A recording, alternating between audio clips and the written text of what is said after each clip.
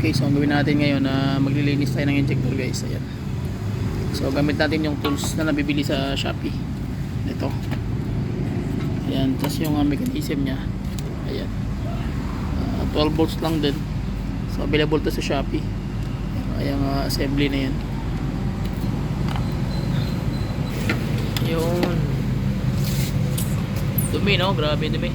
Sige, fire.